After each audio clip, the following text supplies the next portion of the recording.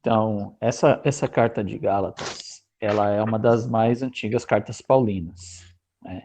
Então, a primeira das cartas que Paulo vai escrever é a carta aos Tessalonicenses. Então, essa carta de Gálatas, ela seria como que uma sucessão ali do período, certo? Tendo em vista que o documento mais antigo da igreja seria a carta de Tessalonicenses, porque havia necessidade da escrita, depois nós vamos tratar dela mais adiante.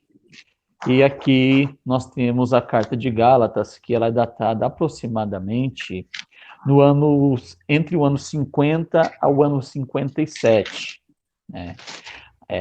Ficando com essa data mais remota, né? Com essa data do ano 50 aqui, então ela estaria junto com os documentos mais antigos da igreja na era de Paulo, ou seja, antes mesmo dos evangelhos serem escritos, essa carta aqui já estava sendo escrita, né? Antes mesmo de Marcos intencionarem escrever, né? Lá no ano 57.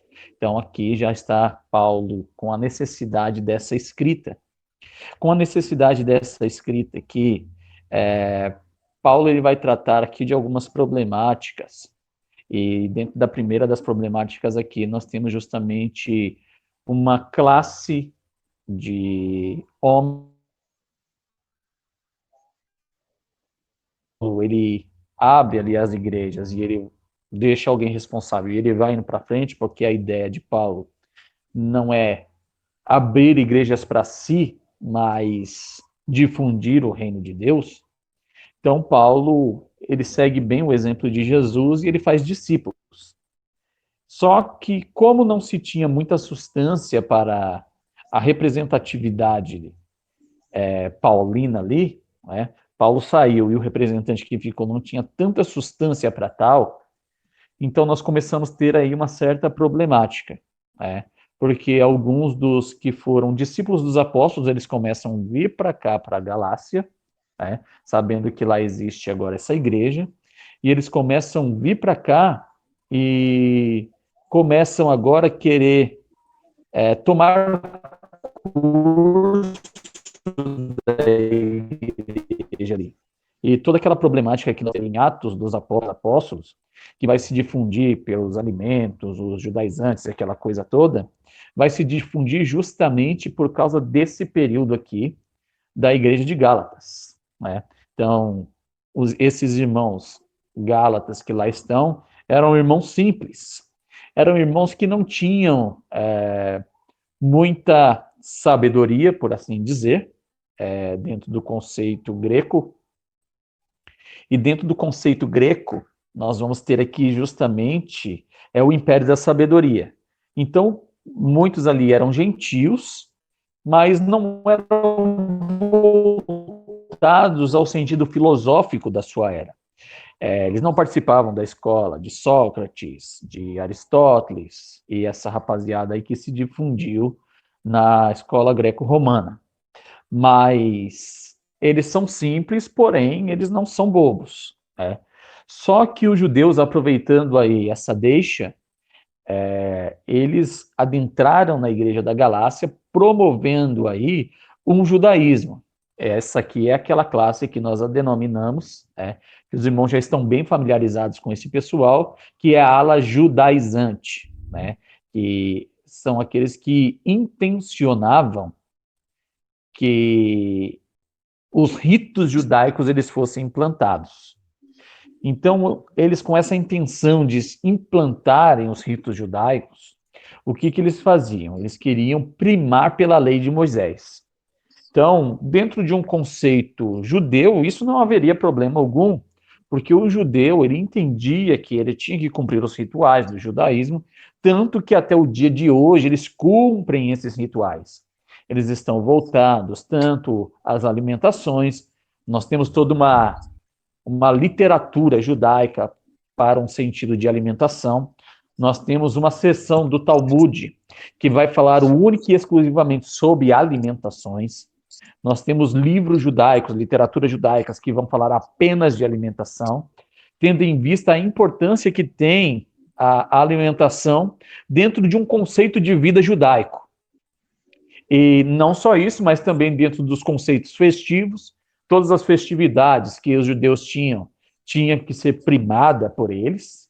Então, eles já aprendiam isso já na tenra infância, cresciam dando valor a isso, e alguns até eram exacerbados nessa questão, né?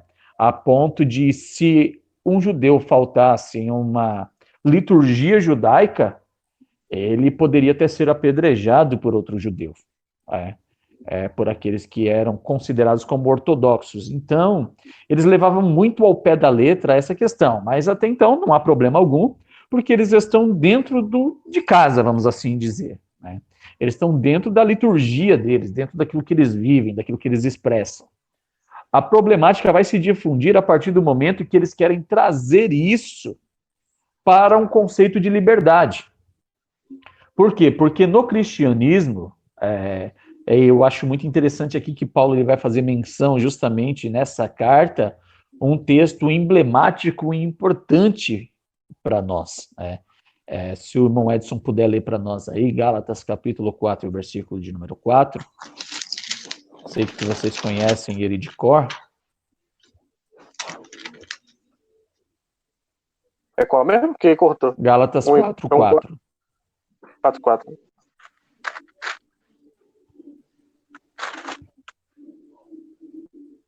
Mas, vindo a plenitude dos tempos, Deus enviou seu Filho, nascido de mulher, nascido sob a lei, para Amém. remir os que... Bem? Pode concluir o texto. Para remir os que estavam debaixo da lei, a fim de recebermos a adoção de filhos. Ótimo. Vejam só. Vindo a plenitude dos tempos. A palavra plenitude advém do radical pleno. E pleno nada mais é do que completo. Ou seja, aquilo que é cheio, né? Então, Jesus, Filho de Deus, foi enviado no tempo pleno, no tempo completo. E que tempo completo é esse? Quando nós voltamos um pouquinho dentro do conceito da lei, nós temos lá as dispensações. Como nós somos adeptos de uma teologia dispensacionalista, então nós cremos nas 7 dispensações, sendo ela primeira dispensação, inocência, segunda, consciência, terceira, governo humano, quarta, patriarcal, quinta, lei. Então, essa é a dispensação em que Jesus vai vir, na dispensação da lei. Na dispensação da lei, dentro de um conceito judaico, o que acontecia? Todo aquele que não cumpria a lei, ele era tido como um gentio, ou seja, ele era excomungado dentro do conceito do judaísmo, né? Essa é uma palavra que é latina, essa palavra excomungado, que vai vir dentro do conceito romano posteriormente, tá? Mas eu estou retardando aqui o período dela, certo? Então, ele teria até um sentido de exclusão dentro do conceito judaico. Então, o que vai acontecer? Só poderia ouvir o judaísmo quem conhecesse um pouco acerca do hebraísmo. Então, precisava conhecer o hebraico ou o aramaico para que se compreendesse um pouco do que era a lei, certo? E quem era gentil, ele não tinha essa preocupação de conhecer o hebraico. Então, foi algo que acabou ficando muito restrito. Por isso que os judeus em si, o que eles vão fazer? Eles se acham um povo que são exclusivos, um povo que é totalmente diferente dos demais, um povo que merecia salvação, e todos os demais, que eram os gentios, mereciam a perdição, justamente porque não conheciam a lei. Então, para eles, o gentio não servia para mais nada, a não ser para ser combustível do inferno. Então, esse é um pensamento judaico. Jesus, ao vir na plenitude dos tempos, ele vai vir aí dentro de um sentido imperial, Nós temos aí, voltando um pouquinho também, nós temos lá os impérios mundiais, sendo o primeiro império mundial, mas não um império reconhecido com força, o império egípcio, primeiro império, que foi lá no tempo de José. Então, José, quando ele foi governador do Egito, ele foi governador do mundo inteiro, porque o Egito era um império mundial. Então, ao ser governador, ele foi governador de um mundo inteiro, de todo um império, né? Posteriormente, nós vamos ter o Império Assírio. O Império Assírio também foi um império muito grande, teve ali a sua designação e expansão territorial. E, posteriormente, nós vamos ter os impérios mais poderosos. E aí que nós temos a denominação dos superimpérios, né, que são os impérios da contagem da estátua de Nabucodonosor e a interpretação de Daniel, que vai ser justamente o Império Babilônico, né, que dentro de um conceito imperial são os mais conhecidos, então, que é a cabeça da estátua, que era de ouro, o peito da estátua, que era de prata, que vai ser o Império Medo-Persa, o ventre da estátua, que vai ser o terceiro império da estátua, que é de bronze, que é justamente o Império Grego, e esse Império Grego ele vai ser um império de bastante poder. Alexandre, que era o imperador da sua época, morreu precocemente, morreu jovem, mas em 10 anos ele conquistou todo o mundo existente e até teve uma expansão territorial até maior, por isso a designação de Alexandre o Grande. Então, o que o Alexandre fez? Ele teve uma sacada de mestre. Por quê? Porque o Alexandre, para que ele não tivesse uma dificuldade imperial, ele heleniza todo o mundo. Ou seja, ele torna todo o mundo de fala grega. De modo que todos os países existentes falariam o grego. Ou seja, cada um tinha a sua língua nativa, mas tinha que falar também o grego. Então, ao fazer isso, o que ele trouxe? Ele trouxe uma globalização, ficou um sentido mais fácil para ele. E o plano salvífico, isso foi excelente. Por quê? Porque até então a salvação estava inferida única e exclusivamente dentro das línguas semitas, que eram justamente o quê? O hebraico e o aramaico. Então, Jesus, ao vir no império, vir dentro do período da lei, ali dentro da dispensação da lei, conforme Paulo ele vai mencionar aí aos Gálatas, quando vence no império da lei, aliás, no período da lei, e também dentro do sentido imperial de Roma, ele não difundiu uma nova língua, mas ele absorveu a língua do Império Grego. Então, os romanos falavam o grego. E isso também era muito confortável para o Império Romano, porque poderia alcançar todos os lugares, então eles nem mexeram nisso. Então, Jesus, ao vir no período da plenitude dos tempos, essa plenitude caracteriza o quê? Que todo o povo de todos os lugares do mundo falavam uma mesma língua. Ou seja, todo o mundo estava pronto agora para receber o evangelho. Por quê? Eles poderiam receber o evangelho numa língua que todos falariam. Então aqui está justamente o conceito da plenitude dos tempos. O que é a plenitude dos tempos? É o tempo cheio. O tempo em que todas as pessoas poderão aderir ao evangelho. Então aqui, dentro do período da lei, esse povo, o que eles estavam? O povo judeu, ele estava confinado justamente nas línguas semitas, nas línguas mães dele, que era a primeira instância, era o hebraico, e com a problemática que nós tivemos lá do cativeiro, vai se difundir ali, em maior escala, o aramaico. Então vai ser ratificado daí para frente o aramaico. Então a língua nativa de Jesus não falava hebraico. Jesus ele nasceu no período do Império Romano, ainda dentro da dispensação da lei, e a língua falada no tempo de Jesus era o aramaico. Então Jesus, como um bom judeu, falava também o aramaico. Esse aramaico que ali é expresso, Jesus também falava o grego, porque era uma língua que era globalizada. Então, se Jesus ele iria falar alguma coisa para um público que era único e exclusivamente judeu, Jesus ia falar em aramaico, ou seja, estava com os seus discípulos, estava com os apóstolos, ele ia falar em aramaico. Mas se houvesse ali uma pessoa que era gentia, Jesus ele falava o grego. Para quê? Para que alcançasse a compreensão também dessas pessoas. Então, tanto o judeu quanto o outro poderiam entender aquilo que Jesus estava falando. Jesus não ia falar uma língua para que as pessoas não entendessem. Então, Jesus, ao vir na plenitude dos tempos, nós temos justamente esse conceito aqui. Porém, a problemática está instaurada por quê? Porque os judeus, a cabeça deles é que o judaísmo é a porta de entrada para Deus. Ou seja, sem judaísmo não tem Deus.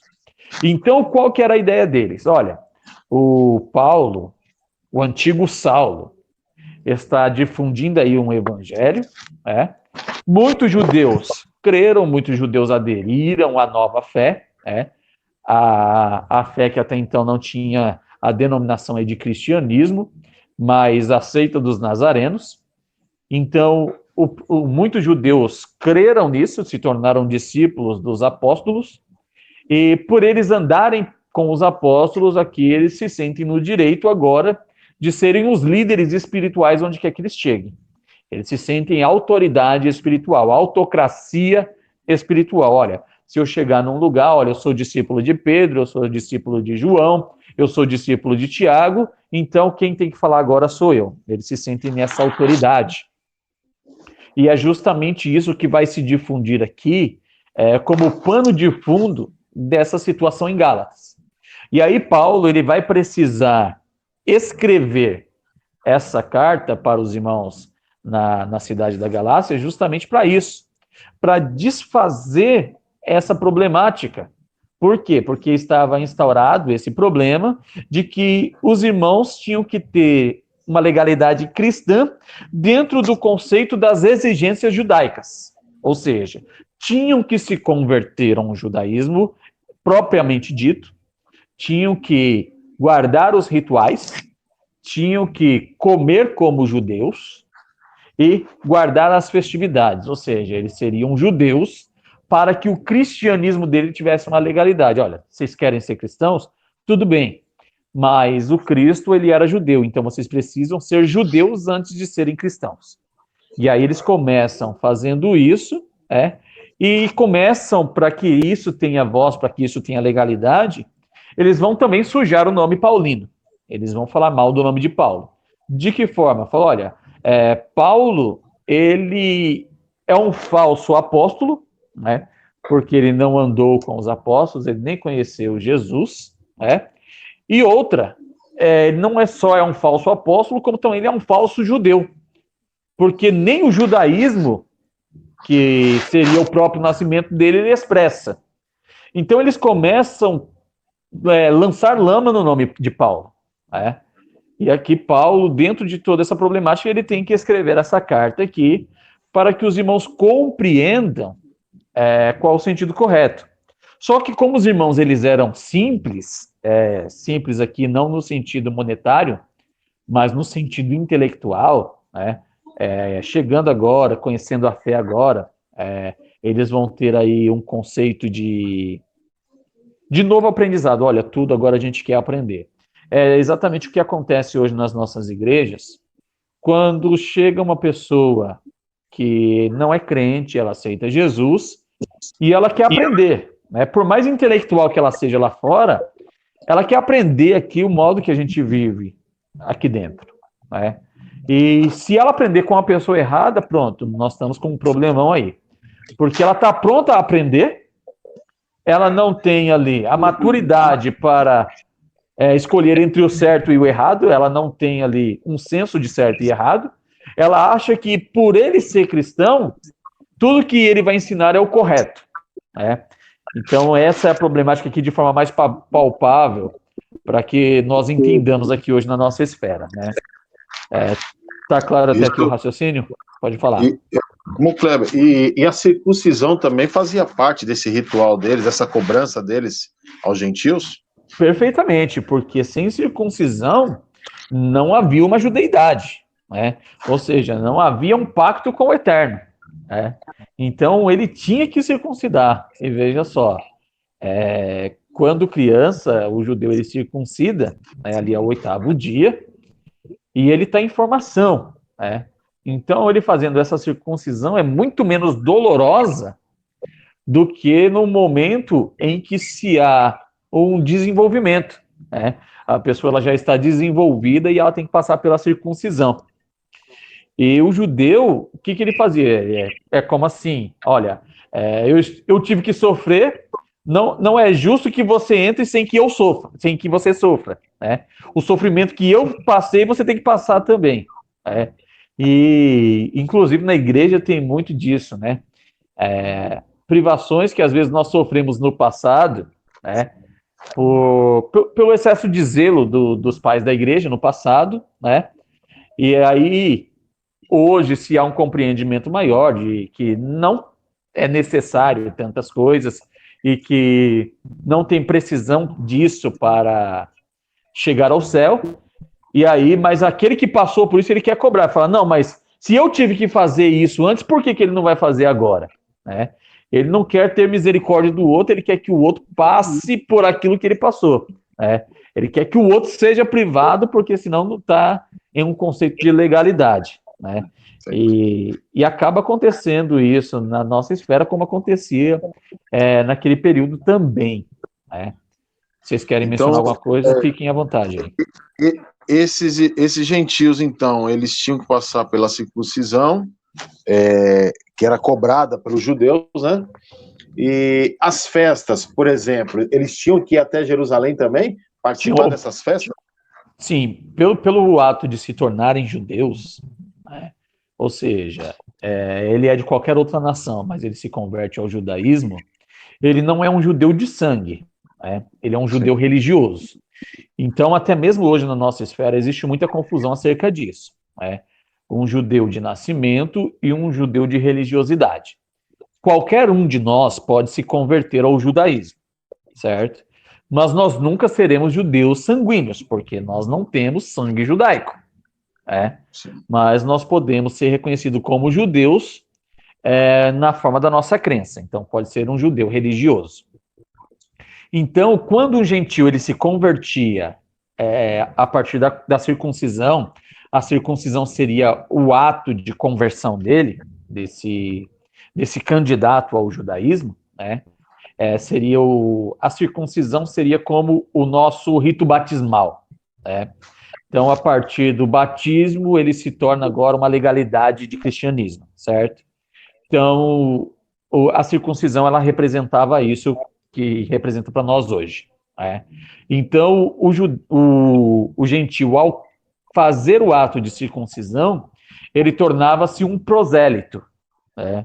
O prosélito nada mais é do que uma pessoa que é de uma outra nação, de qualquer outra nação, mas ele se converteu ao judaísmo. Né? Ou seja, agora ele é um judeu religioso. E todo judeu que era circuncidado, ou seja, se fosse ele judeu natural ou judeu prosélito, ele tinha como obrigação, dentro do rito judaico, de guardar tanto o sentido de alimentos, como dos rituais, como também das festas. Ou seja, todas as festas necessárias, eles tinham que ir a Jerusalém, eles tinham a obrigação de ir a Jerusalém, né? Porque senão a judeidade dele não era ratificada. Né?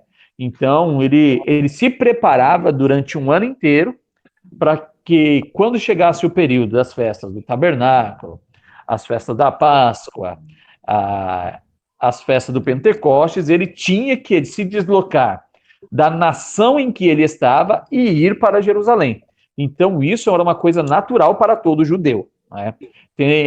Haja vista que Jesus, sempre quando Jesus estava numa outra localidade, e se dava o período das festas, Jesus ele ia para Jerusalém, por ocasião das festas, né, para cumprir ali dentro do conceito da lei. Então, Jesus, para que não houvesse ali, Jesus não fazia isso de forma meramente ritual, né, mas Jesus fazia isso de forma essencial. Por quê? Porque ele era um judeu verdadeiro, e como um verdadeiro judeu, ele procurava sempre guardar isso. Mas todo aquele que era um prosélito, ele tinha o dever de cumprir um judaísmo à risca. certo? Mesmo sendo participantes, como eles diziam, da seita dos nazarenos, mesmo esses também. Mesmo estes. Então, dentro do conceito aqui judaizante, eles proferiam o quê? Que a legalidade estaria no momento em que eles cumprissem o judaísmo. Se eles não cumprissem o judaísmo, não teria legalidade a fé cristã dele. Então, ele se tornava um judeu, e como judeu ele tinha que cumprir todos os ritos, aí o cristianismo dele teria legalidade. Ou então, seja, conclusão, então é a mesma coisa de estar preso ainda à lei. Estavam presos justamente à lei. Essa carta aos Gálatas, ele é tido como uma libertação da lei, né? Uma libertação da obrigatoriedade da lei. Não significa que ser cristão é ser um fora da lei, mas significa que automaticamente ele cumpre a lei em si. Então, essa carta aos Gálatas, ela vai ser reconhecida até teologicamente como a declaração da independência cristã. Ou seja, para que eu seja cristão, eu não preciso ser um judeu. Então seria como eles estavam tentando implicar que para ter Cristo precisava ter rituais. E Paulo fala ao contrário, que a salvação não depende de rituais. É isso, não seria nesse sentido? Exatamente, só que o ritual aí não era um ritual qualquer. Ele tinha que ser um judeu. Ele tinha que viver uma judeidade. Se ele não vivesse uma judeidade, o cristianismo dele era furado. Ou seja, essa seita de nazarenos que eles tinham não faria o menor sentido. E como o prosélito, nem prosélito, né? Mas como o gentio ele está chegando agora e aceitando as verdades do cristianismo, chega os judeus propondo aí toda essa autoridade. Falou, olha, nós somos judeus e Jesus ele era judeu, então nós vamos ensinar isso aqui para vocês. Então, com toda essa falácia que eles tinham, e a simplicidade dos gentios que lá estavam, eles tiveram um campo fértil. Ou seja, o pessoal automaticamente começou a ir após o que os judaizantes diziam. Entendi. Então eles chegaram a ser convertidos literalmente a um judaísmo. Eles começaram a circuncidar verdadeiramente. Mas mesmo esses judeus que têm que passar por esses rituais, a circuncisão, os gentios, eles criam em Cristo, né? Se converteram em Cristo. Mas para o fariseísmo, esse pessoal, então, era tudo farinha do mesmo saco. Era tudo participar de uma seita. Eles não consideravam, nem os próprios judeus eles consideravam, eles não consideravam os próprios judeus por aceitar a Cristo. Os fariseus também, eles pensavam dessa maneira com esses judeus que se converteram a Cristo? Não, o que acontece é o seguinte, o judaísmo ele vai ter ali as suas subdivisões. Então, dentre qual as principais são os saduceus e os fariseus. Os fariseus, eles ainda vão aceitar a pregação de Jesus, entendendo que é uma continuidade dos profetas. Então, eles aceitam essa fé. Os saduceus, não, certo? Só que nem todos os fariseus, eles creram que Cristo era o Messias. Alguns fariseus ainda continuaram como fariseus, certo? Então, até mesmo aí tinha uma certa dificuldade, porque os próprios fariseus ainda perseguiam os fariseus cristãos. Tanto que o próprio sinédrio do qual Paulo ele fazia parte passou a perseguir o Paulo. Paulo e aqueles que aderiam àquilo que Paulo falava. Então, dentro de todo esse conceito aqui, a gente tem uma problemática terrível interna, certo? Sim. Mas a proposta literal aqui é justamente o quê? Era aquilo que esses fariseus que aceitaram a seita dos nazarenos, eles aderiram, fizeram parte agora da seita dos nazarenos, eles queriam impor sobre os gentios. olha, para você ser um gentil, você vai precisar ser um judeu, porque senão não haverá sentido. E aí eles começam também a circuncidar.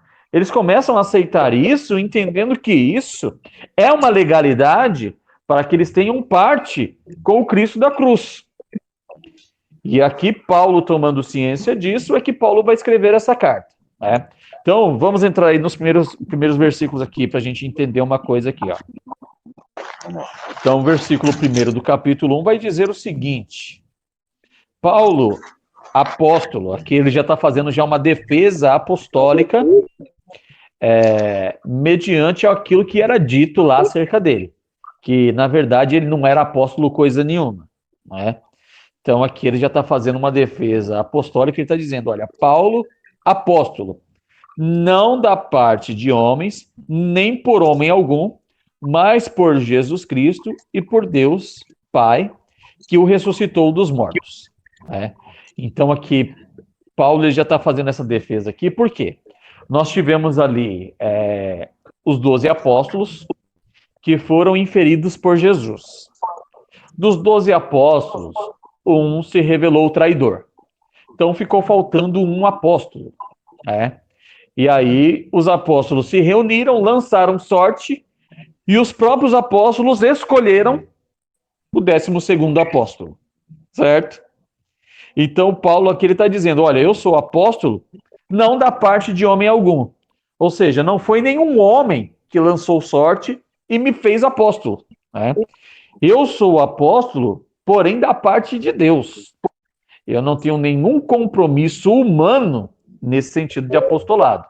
Então aqui ele já está fazendo aqui a sua defesa apostólica, ele já começa já com os 2 pés no peito, ele já vem de voador aqui, né? É aquela menção que ele fica aquele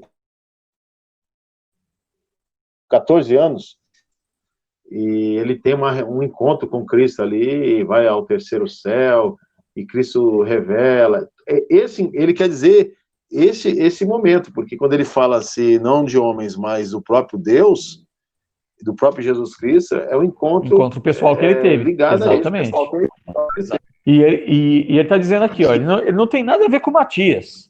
Ele não tem nada contra Matias, mas Matias, ele foi nomeado pelos apóstolos, No lugar de Judas. Ele não foi nomeado por Jesus, ele foi nomeado pelos apóstolos. E Paulo ele vai dizer, olha, eu não fui nomeado por homem algum. Eu fui nomeado por Deus. Então aqui ele já faz aqui a sua defesa apostólica. Aí eles ficavam doidos. Endemoniavam os caras, né? Aí eles ficavam doidos. O que foi, Montes? Não. Fala aí, Montes. Não, tô dando risada aqui. Então, em continuidade aí, o verso 2. E todos os irmãos que estão comigo, as igrejas da Galácia. Graça e paz da parte de Deus Pai e de nosso Senhor Jesus Cristo, o qual se deu a si mesmo por nossos pecados, para nos livrar do presente século mau, segundo a vontade de Deus, nosso Pai, o qual glória para todos sempre. Amém. Então aqui ele vai falar qual que é a intenção do cristianismo. É nos livrar do poder do presente século. Claro que hoje nós temos a revelação nas cartas joaninas, na carta de Tiago, que vai ser construtivo ao longo de todos os tempos, mas esse entendimento ele era latente de todos eles, que o mundo jaz no maligno. Isso aqui não estava escrito ainda.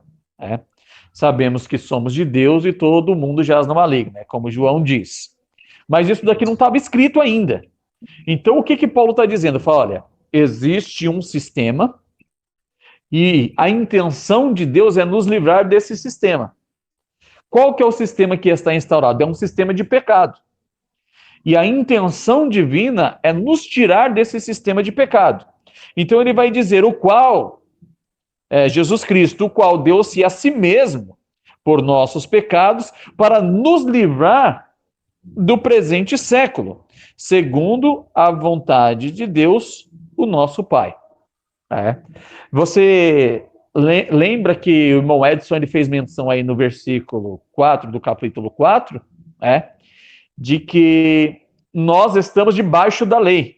Ou seja, Deus enviou o seu filho nascido debaixo da lei. A lei aqui era justamente aquela que não traria a misericórdia, mas era a sentença de destruição. Quem estava no contexto da lei, maravilha. Quem saísse um pezinho fora da lei, a espada era passada. Então aqui ele vai mencionar qual que é a intenção da morte expiatória de Jesus, que é justamente nos livrar do presente século. Por que do presente século? Não século aqui em sentido literal, não século em sentido cronos, mas século aqui em sentido temporal. Ou seja, o presente momento em que nós estamos vivendo. Ele está falando aqui em sentido tempo e não em sentido cronológico. Não no século que eles viviam, literalmente aqui, século I, aqui, vamos aqui colocar. Não livrar ali no século, mas do Deus desse século. Quem que é o Deus desse século? O Deus desse século é Ra-Satã, que é justamente aquele que o mundo jaz, que o mundo está morto. Claro que hoje nós conseguimos fazer toda uma montagem exegética, porque a gente faz um compêndio de todos os livros para entender o pensamento. Mas aqui não tinha essa escrita, muito embora eles tivessem todos o mesmo pensar, mas não se tinha aqui escrita. Então, para eles aqui era uma dificuldade. Então, Paulo vai fazer menção justamente disso, que ele vem com esse sentido. E aí ele vai dizer aqui agora, ele vai entrar aqui em sentido de tristeza, aqui a partir do versículo 6. Ele vai estar triste com o que está acontecendo. Veja só, do versículo 6 ao 10. Dá para ler aí para nós aí, irmão Fernando? Sim.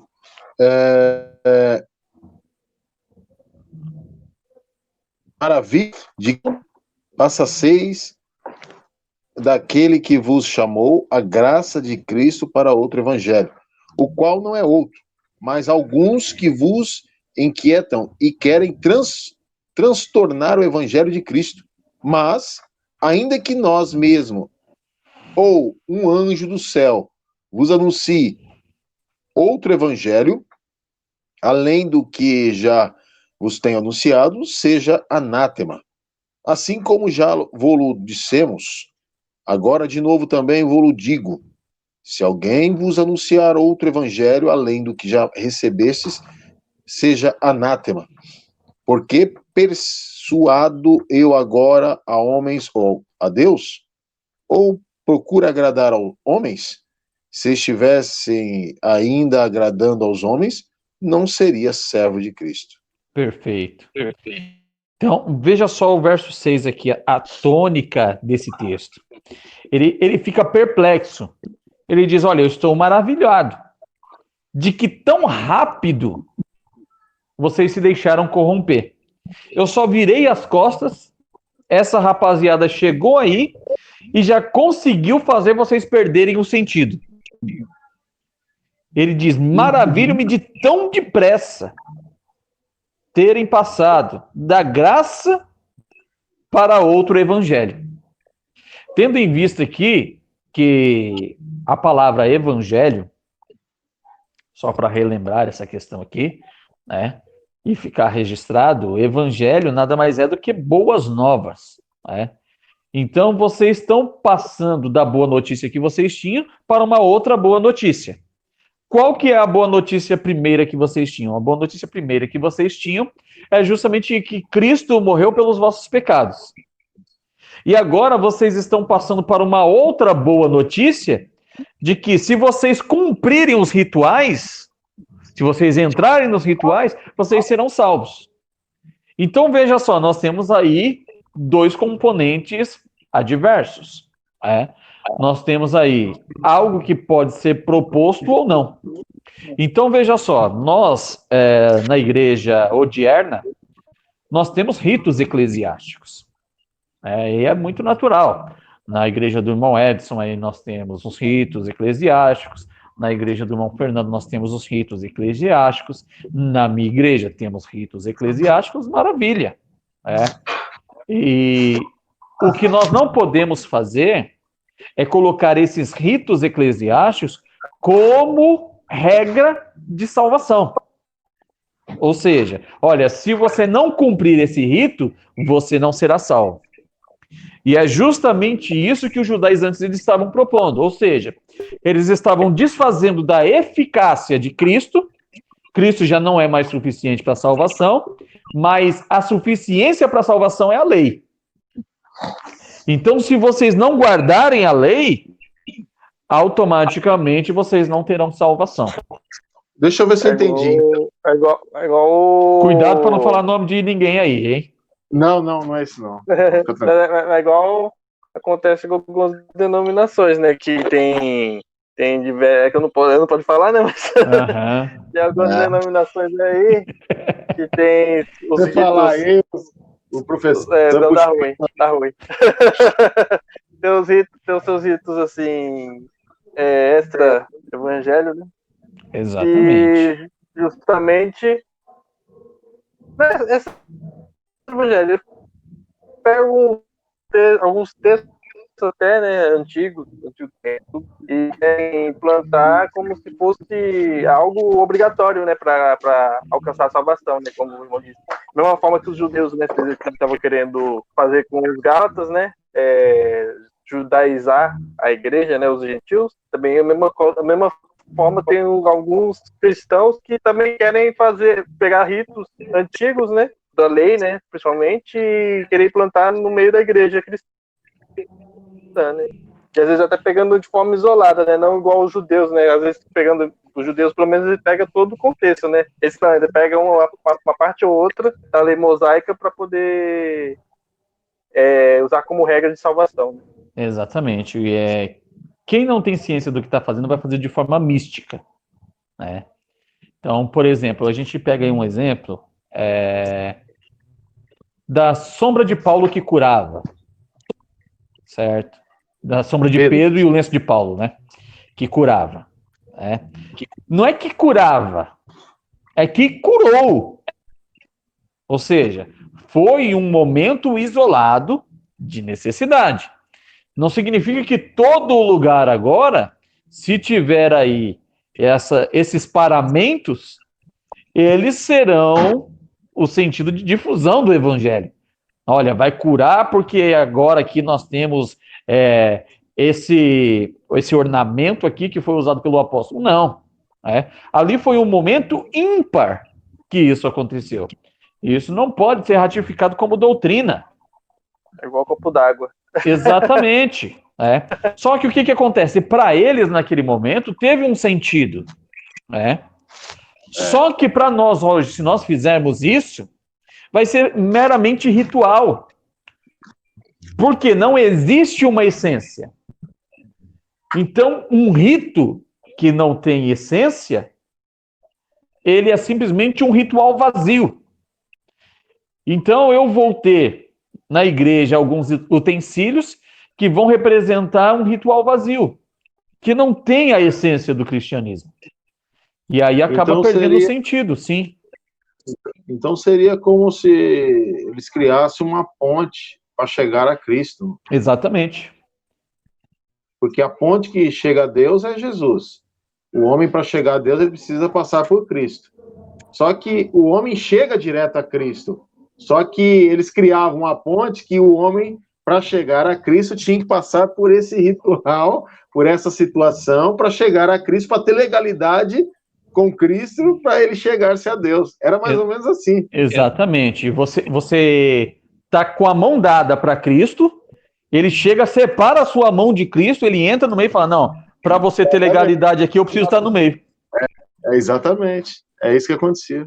Então... Mas o irmão Kleber, mas aí, nesse caso também, entra também a questão de que, por exemplo, a gente vê nas igrejas, algumas igrejas que costumam passar do horário, né, dos cultos, justamente acho que dentro dessa questão de que, por exemplo, vem um preletor de fora, um conferencista que seja, que tem aquele pensamento, né, de aquela meta, né, que ele chega lá, o pastor chama ele para tal evento, né, e fala assim, e tem aquele marketing, né, deles, assim, ele é um o produto. profeta que é usado, o profeta que cura todo culto, ele cura, e Deus usa a vida dele e tal. Então, tipo, tem aquela meta para bater. Aí, quando ele chega para pregar e vê que não tá acontecendo nada, ele fica insistindo, né? E aí, que acaba passando do horário do culto.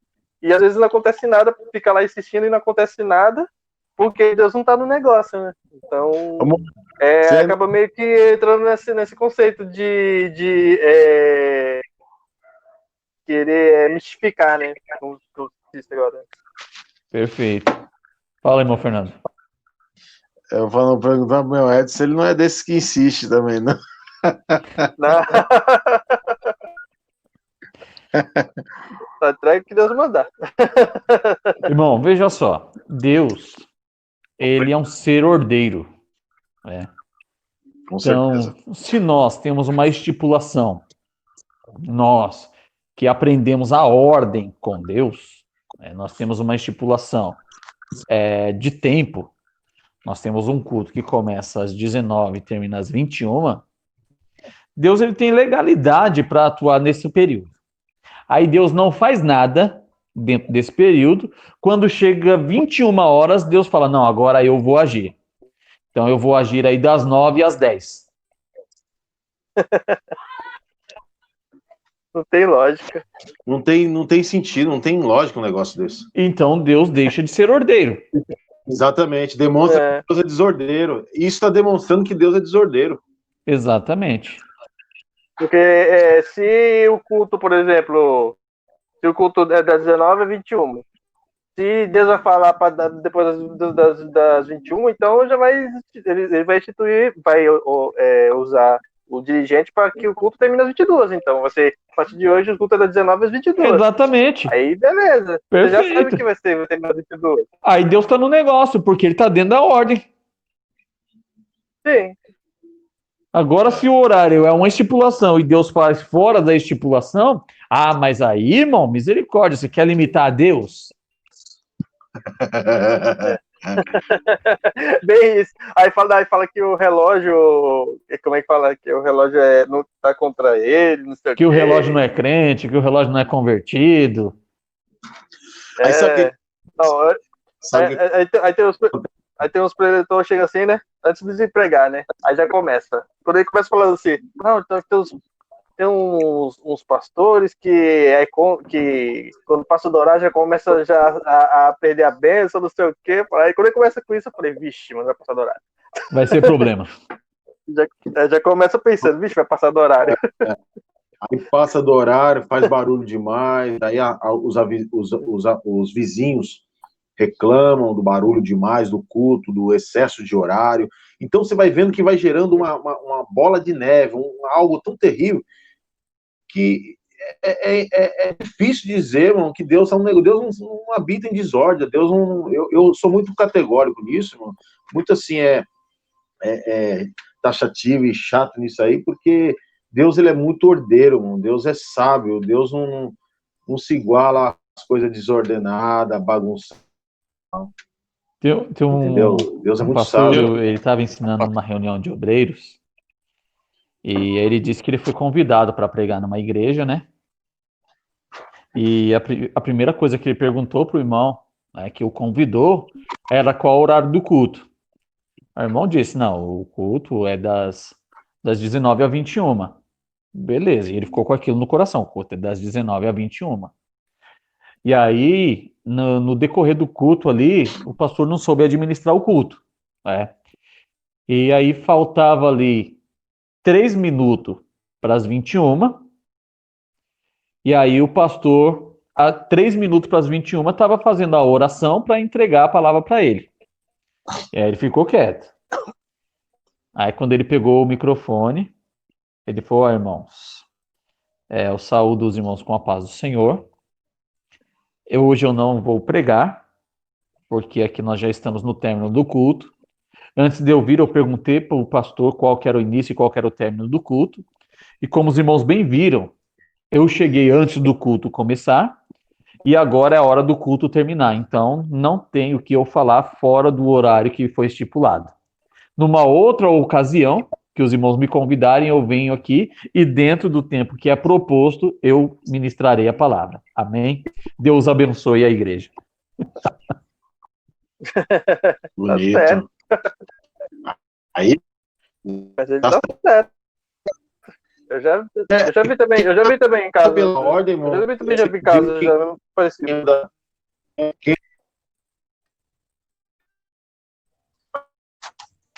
É irmão Kleber, irmão, que a carta aqui que é proposta, Paulo fala, Paulo coloca a ordem em situações aqui em que estava virando desordem, estava se criando situações ali de que eles estavam diferenciando a proposta do próprio Evangelho de Cristo, né? Exatamente. E acaba perdendo todo o sentido do Evangelho. Né? Então, Paulo ele vai dizer o quê? Ele vai dizer que isso é outro Evangelho, não de Cristo. Por quê? O Evangelho de Cristo, né, voltando aqui à etimologia da palavra Evangelho, que significa boas novas, certo? Então, veja só. Você pode receber um evangelho do emprego. O que é o evangelho do emprego? Você está desempregado, você vai fazer ali a entrevista e o entrevistante ali ele vai falar, olha, depois você aguarda que nós ligaremos para você. E aí o telefone toca, o pessoal do RH está te ligando e diz, olha, eu tenho uma boa notícia para você, a vaga é sua. É uma boa notícia do emprego, é o evangelho do emprego, certo? Então, toda a boa notícia é evangelho, certo? Então, tem evangelho que é de Cristo e tem evangelho que não é de Cristo. Então, qual que é o evangelho de Cristo? O evangelho de Cristo, nós estamos falando aí de Cristo Jesus, né? Então, o evangelho de Jesus é salvação. A boa nova que Jesus veio trazer foi salvação. Então, o evangelho que é pregado, ele tem que me conduzir à salvação. Se ele me conduz a qualquer coisa menos a salvação, então é outro evangelho. Então, nós temos aí evangelho Mormon, tem evangelho de Allan Kardec, tem evangelho de quem você quiser, né? Então, eu posso ter o meu evangelho para vocês. Eu dou uma boa notícia para vocês. Mas não é evangelho de Cristo. Esse é o mal do ser humano, né? Porque a gente vê desde o começo, né? Que ele nunca está satisfeito, né? Porque Deus mesmo fala que ele é suficiente para nós. E mesmo assim o ser humano sempre busca alguma coisa. A gente vê mesmo no próprio tempo de Moisés, né? Que o povo presenciou os milagres de Deus tanto no Egito como no deserto, mas mesmo assim eles buscavam outros meios para outros meios, né, para buscar Deus, né, inventar, que aí veio o bezerro de ouro e outras coisas, né? E também da mesma forma depois quando chegaram na Terra Prometida, que Deus ele reinou entre o povo, né, que instituiu os juízes, que reinou entre o povo e mesmo assim o povo queria um rei. Qualquer queria porque queria um rei. Então, a gente vê que durante a história da igreja, né, o ser humano sempre ele procurou algo para satisfazer ele, sendo que Deus é suficiente, né, para satisfazer a vida de quem tá do servo de Deus. Né? Você vê que no versículo 8 aqui, irmãos, ele propõe até, a gente passou por ele, que se descesse até um anjo, é para considerar anátema, não aceite, até um anjo descer e propor outro evangelho, é para não aceitar, se considera anátema. Não, e veja só o que ele fala aqui, ó.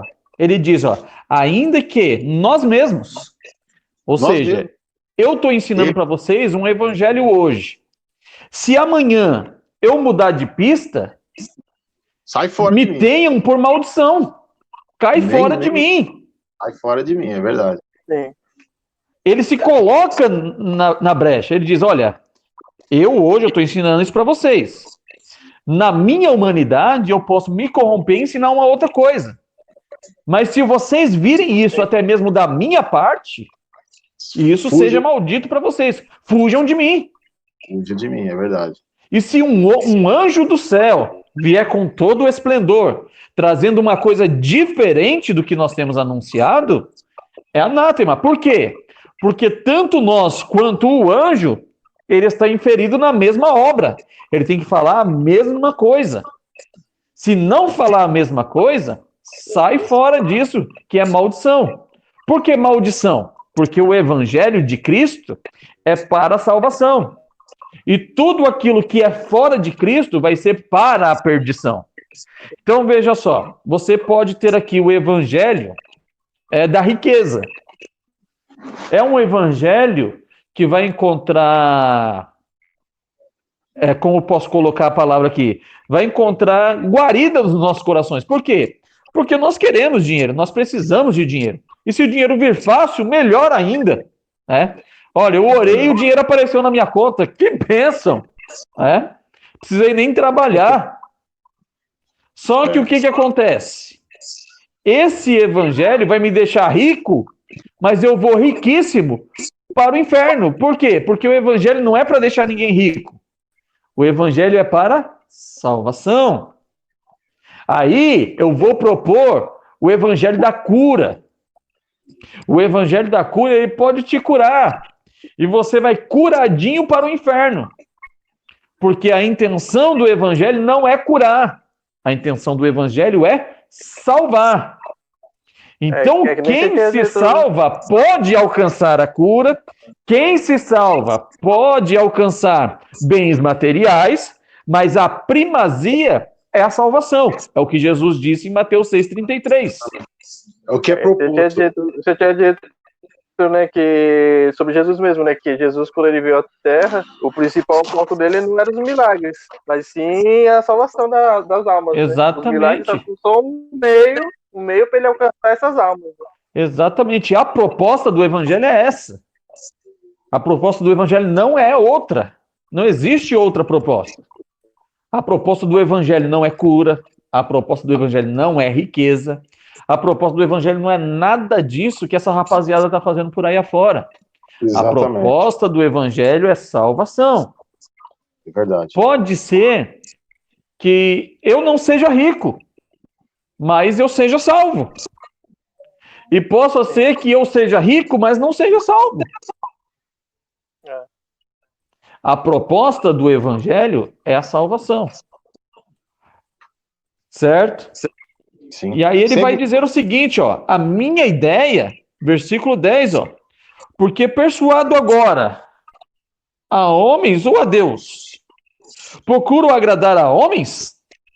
Estou preocupado com o que os homens estão achando?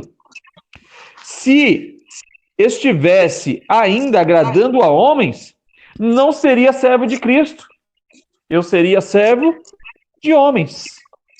Os homens seriam os meus senhores e não a Cristo. Então, Paulo, ele precisa mandar aqui essa carta para que os irmãos entendessem. Claro que, como gregos, eles eram pensantes. Então, Paulo manda essa carta com um sentido de reflexão. Olha, reflitam aí no proceder que vocês estão tendo. Se realmente tem alguma coisa a ver com o evangelho. Não condiz nada com o evangelho, a vida que vocês estão vivendo. Os gregos em si, eles já nascem já naquela concepção de pensamento, né? São os maiores pensadores, são gregos, né? Uhum. E eles tinham essa convicção em si, de tudo que eles pegam para ler, eles refletem, eles fazem uma reflexão daquilo que lê. Eles lê e faz a reflexão. Já os judeus já têm a Torá, então já tem aquilo agarrado nele. Então, para ele, não tem outra coisa, é aquilo ali e tem que seguir aquilo ali, senão não tem salvação. Tem que andar por aquela caminho ali, aquela direção ali. Exatamente. Então, são pessoas diferentes, com vivências diferentes. E aí um quer incutir no outro o seu pensamento. E é a partir daí que vai difundir toda essa problemática aqui nessa igreja de Gálatas. Aí, ó, o verso de número 11 vai dizer o seguinte: mas faço-vos saber, irmãos, que o evangelho que por mim foi anunciado não é segundo homens, porque não o recebi nem aprendi de homem algum, mas pela revelação de Jesus Cristo. Porque já ouviste qual foi antigamente a minha conduta no judaísmo, e como, sobremaneira, perseguia a igreja pelo zelo que ele tinha, a igreja de Deus, e assolava. E a minha nação excedia em judaísmo a muitos da minha idade, ou seja, da idade dele, não tinha judeu como ele, não tinha fariseu como ele era o top de linha. Sendo extremamente zeloso das tradições de meus pais. Mas aprouve a Deus, que desde o ventre da minha mãe me separou e me chamou pela sua graça, revelar seu filho a mim, para que eu pregasse